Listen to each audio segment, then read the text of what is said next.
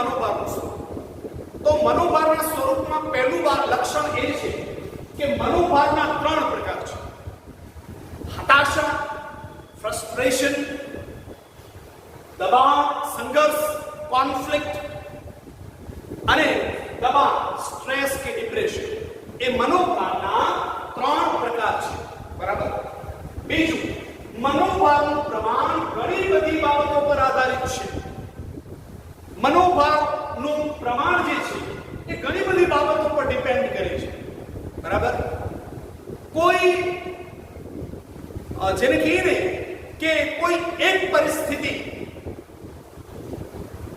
માં કોઈ એક વ્યક્તિ જે મનોભારની અનુભૂતિ કરે છે, એ જો એ સહી પરિસ્થિતિમાં અન્ય વ્યક્તિ જે છે એ એનાથી યા ઓછે અંશે યા વધુ અંશે મનોભારનો અનુભવ કરે છે.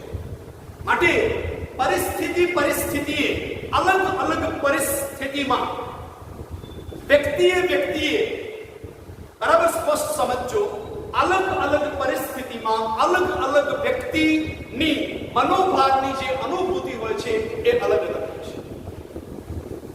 જેમાં આપણે કહી શકીએ કે વ્યક્તિની એજ, તેની જાતિ, તેની અભિરુચિ, તેની યોગ્યતા, તેનો વ્યવસાય, તેના મનોવલણો, બરાબર, તેનો સ્વભાવ કે પ્રકૃતિ, બરાબર, તેના સંસ્કારો, તેનામાં રહેલા વિચારો, તેમાં રહેલા ગુણો, આ બધી જ બાબતો, તેની ટેવો, આ બધું જ જે છે એ મનોભાર ને એની સાથે લેવા દેવા છે. એનું હું તમને ઉદાહરણ આપીને સમજાવું તો વિશેષ સમજાશે. કે માની લો કે જે વ્યક્તિના જીવનમાં, માની લો કે કોઈ પ્રકારની ધંધામાં યા અભ્યાસમાં થોડી નિષ્ફળતા મળી, બરાબર, તો હવે આવા સમયે જો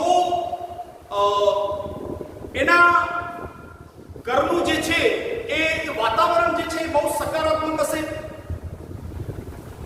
એ વિદ્યાર્થી પોતે જે છે એના પણ મનોવલણો બહુ પોઝિટિવ હશે, એ વિદ્યાર્થી પણ જેને કહીએ ને કે ભૂલોમાંથી શીખવા વાળો વિદ્યાર્થી હશે, એ વિદ્યાર્થી જે છે એનામાં કોઈને કોઈ વિશિષ્ટ અભિરુચિ હશે, બરાબર. નો ડાઉટ ઘરનું વાતાવરણ તો જવાબદાર છે જ, કે જેવું ઘરનું જે વાતાવરણ જેટલું પોઝિટિવ અને વિદ્યાર્થી જે છે એ મેં તમને કીધું એ પ્રમાણે એના મનોવલણો પણ બહુ જ પોઝિટિવ છે, બરાબર. એ પણ આપણે કહી શકીએ કે કોઈને કોઈ અભિરુચિ છે એનામાં, બરાબર, ક્રિએટિવિટી છે સ્ટુડન્ટમાં, એ વિદ્યાર્થી પણ માની લો કે ફેઇલર્સ જે છે એને stepping stones to the success માને છે, અને એ રીતે સમગ્રપણે એનું માનસ જે છે એ પોઝિટિવ હશે તો કોઈ પણ નિષ્ફળતા અપાવનાર પરિસ્થિતિ જે છે એ એના માટે મનોભારરૂપ સાબિત નહીં થાય. કારણ કે એને સહેજ પણ મનોભાર આવતા એ વિદ્યાર્થી માની લો કે પેઇન્ટિંગનો શોખીન છે તો ડ્રોઈંગ કરશે, સંગીતનો શોખીન છે તો ગાશે વગાડશે, રમતનો શોખીન છે તો રમત માટે નીકળી જશે. જેનાથી શું થશે, એનો જે મનોભાર જે છે એ હળવો બની જશે, રિલીઝ થઈ જશે, જળમૂળથી રિલીઝ થઈ જશે.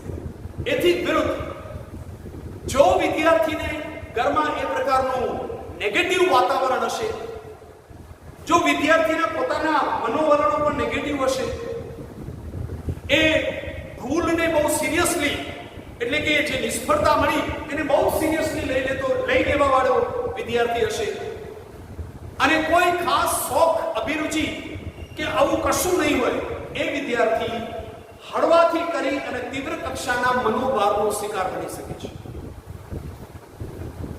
બરાબર. એટલે આપણે કહી શકીએ કે મનોભારનું પ્રમાણ ઘણી બધી બાબતો પર આધારિત છે.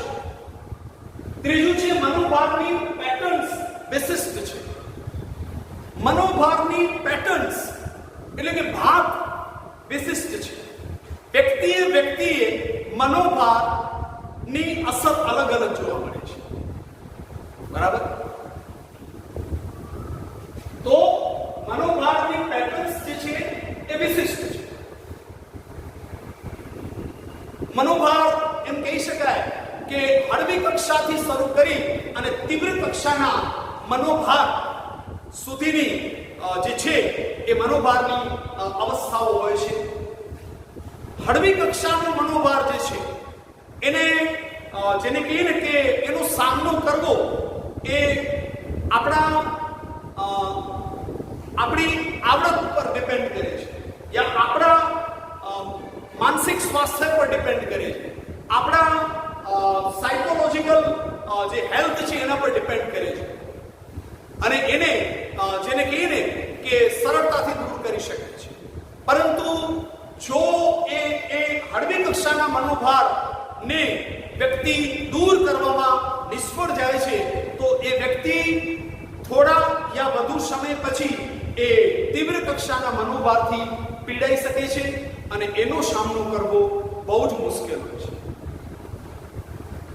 તો અહીંયા એમ કહી શકાય કે મનોભારની ભાત જે છે એની જે પેટર્ન્સ જે છે, બરાબર, એ કેવી હોય છે એ વિશિષ્ટ હોય છે. બરાબર? ત્યાર પછી મનોભારના કારણો અજ્ઞાત હોઈ શકે છે. The reasons of mental stress or depression can be unknown.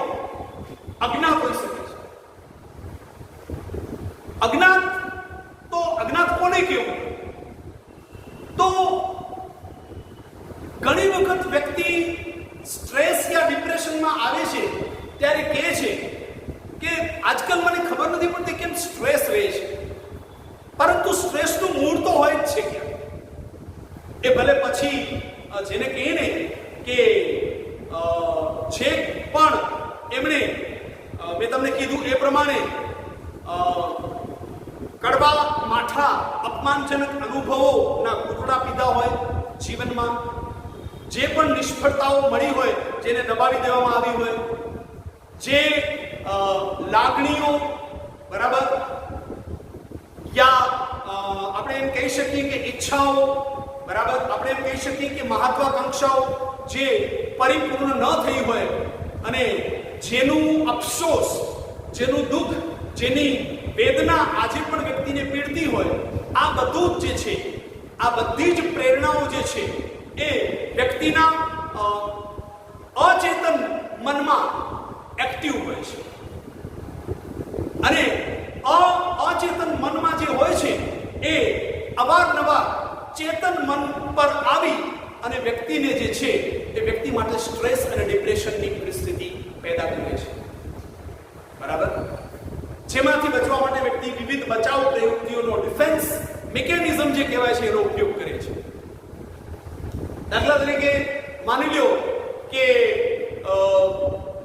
આપણે એમ કહી શકીએ કે સ્પોર્ટ્સમાં કોઈ અત્યંત ટેલેન્ટેડ વ્યક્તિ હોય, પરંતુ એને તક ન મળી હોય જિલ્લા યા રાજ્ય કક્ષાએ, ખરેખર એનામાં સ્ટફ એટલું હોય કે રાષ્ટ્રીય કક્ષાએ રમી શકે એટલું સ્ટફ હોય, પરંતુ ડ્યુ ટુ મેની રીઝન્સ અથવા ડ્યુ ટુ સમ રીઝન્સ એ વ્યક્તિને તક ન મળી અને એ પોતાના સ્પોર્ટ્સને પ્રોફેશન તરીકે ન અપનાવી શક્યો. હવે આવી વ્યક્તિ જે છે એ જો પોતાના જીવનમાં સ્પોર્ટ્સને માણતો થઈ જશે એક શોખ તરીકે, તો એના માટે એ મનોભાર રૂપ સાબિત નહીં થાય, યા એનું સ્ટ્રેસ કે ડિપ્રેશન નહીં થાય. પરંતુ જો વ્યક્તિ એ સતત રિકોલ કર્યા કરશે કે હું મારી જેને કહીએ ને કે સ્પોર્ટ્સમાં કેરિયર ડેવલપ કરવામાં, કેરિયર બિલ્ડઅપ કરવામાં નિષ્ફળ ગયો, તો એ મનોભારની સ્થિતિ જે છે એ મેં તમને કીધું એ પ્રમાણે એ અજ્ઞાત સ્વરૂપે જાણે અજાણે એના વર્તનમાં આવી જ જાય છે. બરાબર? અને એ વ્યક્તિ જે છે એ સ્ટ્રેસ કે ડિપ્રેશનનો શિકાર બની જાય છે. અને આવી ઘણી હસ્તીઓ જેને કહીએ ને કે દુનિયાએ જોઈ છે, સ્ટ્રેસ અને ડિપ્રેશન ની ભોગ બનેલી કઈ કેટલીય ટેલેન્ટ આ દુનિયા જોઈ ચૂકી છે, બરાબર. તો મનોભાર જે છે એના કારણો ઘણી વખત વિદ્યાર્થી મિત્રો બહુ જ અજ્ઞાત હોય છે, બરાબર. મનોભારનો સામનો કરવો કિંમત માંગી લે છે, મૂલ્ય, નાણું, પૈસો. મનોભાર જે છે એ વિદ્યાર્થી મિત્રો જ્યારે વ્યક્તિના માનસિક સ્વાસ્થ્ય માટે પડકારરૂપ બને છે અને વ્યક્તિનું માનસિક સ્વાસ્થ્ય જ્યારે જોખમાય છે ત્યારે એને વિવિધ પ્રકારની ટ્રેનિંગ લેવી પડે છે, ત્યારે એને વિવિધ પ્રકારના જેને કહીએ કે સાયકિયાટ્રિસ્ટ જે હોય છે એને કન્સલ્ટ કરવા પડે છે. એ માટેનો એ પ્રકારનો ખાસ અલગથી ખોરાક ખાવો પડે છે, એ પ્રકારની કસરતો કરવી પડે છે, એ પ્રકારની રહેણી કરણી જે છે એ જીવન પ્રણાલી બદલવી પડે છે. આ બધું જ કરવા છતાં એટલે કે આ બધા એના નિવારણ માટેના જે એના ઉપચાર માટેના જે મેઝર્સ જે છે એ કિંમત માંગી લે છે, બરાબર. ક્યાંક સમયમાં માંગી લે છે, ક્યાંક પ્રયત્નો માંગી લે છે, તો ક્યાંક મેં તમને કીધું એ પ્રમાણે પૈસો, નાણું યા મૂલ્ય પણ માંગી લે છે. અને જ્યારે આ પ્રકારની વ્યક્તિઓને એમના માટે સમય આપવા વાળું, પ્રયત્નો કરવા વાળું અને પૈસાના અભાવની સ્થિતિ હોય છે ત્યારે આ પ્રકારની વ્યક્તિઓ જે છે એ મનોભારનો શિકાર બની અને મેન્ટલી ડિસ્ટર્બ પણ થઈ જતી હોય છે, બરાબર. અને એમને ઘણા બધા જેને કહીએ ને કે બિહેવિયરલ એડજસ્ટમેન્ટને લગતા પ્રશ્નો યા સમસ્યાઓનો સામનો એમને કરવો પડતો હોય છે, બરાબર. તો મનોભાર જે છે એનું નિવારણ જે છે એ ઘણી વખત કિંમત માંગી લે છે, પ્રયત્નો માંગી લે છે, બરાબર. અને મેં તમને કીધું એ પ્રમાણે બધું જ સમય સાથે પ્રયત્નો અને સાથે પૈસો બધું જ માંગી લે છે. ત્યાર પછી કાર્યક્ષમતાને ઘટાડનાર છે. આ એક સૌથી મોટામાં મોટો ગેરફાયદો યા નકારાત્મક અસર યા વિઘાતક અસર જે છે મનોભારની એ છે કે વ્યક્તિની કાર્યક્ષમતાને ઓછી કરી દે છે. It hinders the efficiency of a person. એની જે એફિશિયન્સી હોય છે કાર્ય કરવાની, એને મનોભાર જે છે એ ઘટાડી નાખે છે, બરાબર. તો મનોભાર જે છે એ મેં તમને કીધું એ પ્રમાણે બહુ જ વિઘાતક અને નકારાત્મક અસર કરી શકે છે. અને આપણે શીખ્યા એ પ્રમાણે કે એની સૌથી મોટામાં મોટી વિઘાતક યા નકારાત્મક અસર હોય તો એ છે વ્યક્તિની કાર્યક્ષમતા પર, જેને કહીએ ને કે એને ટાર્ગેટ કરવું અને વ્યક્તિની કાર્યક્ષમતા જે છે એને ઘટાડી દે. અને વ્યક્તિની જ્યારે એફિશિયન્સી ઘટી જાય છે ત્યારે તમે જાણો છો વિદ્યાર્થી મિત્રો કે વ્યક્તિ જે છે એ અનેક પ્રયત્નો કરવા છતાંય ખરેખર જે કાર્યક્ષમતાના પરિણામ સ્વરૂપ, બરાબર, જે પ્રકારનું આઉટપુટ આવવું જોઈએ, બરાબર, જે ફ્રૂટ્સ મળવા જોઈએ યા જે સકારાત્મક જેને કહીએ ને કે રિઝલ્ટ મળવું જોઈએ તે નથી મળતું અને કાર્યક્ષમતા પર માઠી અસર પહોંચતા વ્યક્તિને પારાવાર નુકસાની પહોંચે છે. એમાં માનસિક નુકસાની પહોંચે છે, સામાજિક નુકસાની પહોંચે છે, સાથે સાથે આપણે એમ કહી શકીએ કે સૌથી વિશેષ તો આર્થિક નુકસાની વ્યક્તિને ભોગવવી પડે છે, બરાબર. અને અંતે છે મનોભારના પરિણામો જરૂરી નથી કે નેગેટિવ જ. હા, એટલે મનોભારને તમે એકદમ નેગેટિવલી ન લેતા. નો ડાઉટ મનોભારની ઇમેજ નેગેટિવ છે, ચોક્કસ, પરંતુ એના પરિણામો જે છે એ સકારાત્મક કે વિધાયક પણ હોઈ શકે છે. It depends on the person who is facing the stress or depression. જો વ્યક્તિ પાસે મેં તમને કીધું ને કે શિક્ષણ હોય, યોગ્ય તાલીમ, અને મેં તમને કીધું એ પ્રમાણે જો એની પાસે એ યોગ્ય રીતે ટ્રેન્ડ થયેલો હોય, એની પાસે પોઝિટિવ મનોવલણો હોય, એની પાસે ઉચ્ચ કક્ષાના અભિરુચિ અને શોખ હોય,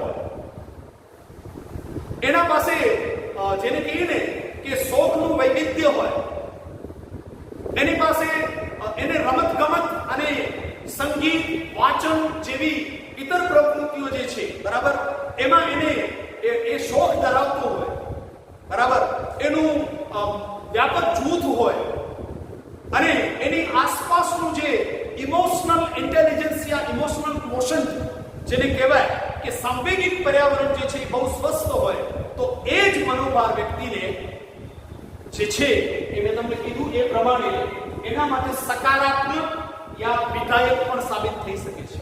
એનું એક ઉદાહરણ, દાખલા તરીકે માની લો કે કોઈ શિક્ષક અભિયોગ્યતા કસોટી જે છે, શિક્ષકની નોકરી માટેની જે પરીક્ષા લેવાય છે, એમાં કોઈ રિસન્ટલી બીએડ થયેલ કોઈ ઉમેદવાર જે છે, એને બીએડમાં બહુ જબરજસ્ત ટકાવારી છે, બરાબર, પરંતુ જે શિક્ષક અભિયોગ્યતા કસોટી, ટીચર્સ એપ્ટિટ્યુડ ટેસ્ટ જે કહેવાય, એમાં એનું મેરિટ ઓછું છે, તો આવી વ્યક્તિ જે છે નો ડાઉટ સ્ટ્રેસમાં આવશે કે ભરતી નજીકના સમયમાં છે અને મારું મેરિટ ઓછું પડશે પરીક્ષાના કારણે. હવે શું કરું? તો એવી વ્યક્તિ શું કરશે? એ બીજી વખત પ્રયત્ન કરશે. સ્ટ્રેસમાં અને ડિપ્રેશનમાં આવ્યા પછી એ વિશેષ મહેનત કરશે.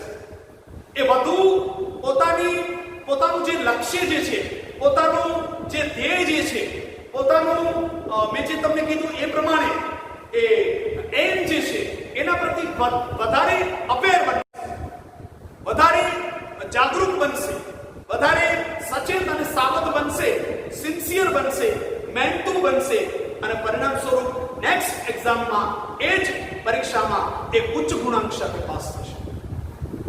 તો એનું કારણ મનોભાર. એટલે જીવનમાં સકારાત્મક મનોભાર એ જરૂરી છે, જેને આપણે કહેતા હોઈએ છીએ ચિંતા. પણ ચિંતા કયા અર્થમાં? સકારાત્મક અર્થમાં, નકારાત્મક અર્થમાં નહીં, બરાબર. ખ્યાલ આવ્યો કે પરીક્ષા માથા ઉપર આવી ગઈ, હવે હું શું કરું, એની ચિંતા કરવા વાળી વ્યક્તિ નકારાત્મક ચિંતા કરી રહી છે. સકારાત્મક ચિંતા કોને કહેવાશે? પરીક્ષા નજીક છે, સમય ઓછો છે, તો કયા વિષયમાં મારે વધુ મહેનત કરવાની જરૂર છે, એના પર ફોકસ કરીને મહેનત કરે છે, એ એમ કહી શકાય કે સકારાત્મક ચિંતા સેવી રહ્યો છે, યા એનું મનોભાર જે છે એ વિધાયક યા આપણે એમ કહી શકીએ કે સકારાત્મક છે, જે એને શ્રેષ્ઠ પરિણામ આપશે. તો વિદ્યાર્થી મિત્રો, આજના ટીચિંગ સેશનમાં આપણે મનોભારની વ્યાખ્યા અને તેની સમજૂતી સાથે તેનું સ્વરૂપ વિશે વિગતવાર શીખ્યા અને સમજ્યા. તમારી નોટ્સ જે છે એમાં સિન્સિયરલી આટલું હોમવર્ક તમારે કરી દેવાનું છે, જે આજના ટીચિંગ સેશનમાં આપણે શીખ્યા છીએ, બરાબર. તદુપરાંત તમારી કોઈ પણ ડાઉટ્સ કે ડિફિકલ્ટીઝ હોય તો જરૂરથી તમે તમારા હોમવર્ક સાથે જે છે હોમવર્ક એમાં લખી અને પૂછી શકો છો, બરાબર. કારણ કે અત્યારે લાઈવ તમે આવી નથી શકતા, તો આ રીતે તમે તમારી હોમવર્કની નોટમાં તમારી જે પણ ડાઉટ કે ડિફિકલ્ટીઝ હોય એ લખીને જણાવી શકો છો. તો હું તમને નેક્સ્ટ ટીચિંગ સેશનમાં એ ડાઉટ અને difficulties immediately as well as satisfactorily I will try my best efforts to solve all your doubts and difficulties. Till then, goodbye, have a nice day, take care of yourself, prepare the notes of today's teaching session, prepare yourself for the exams very sincerely, and thank you so much.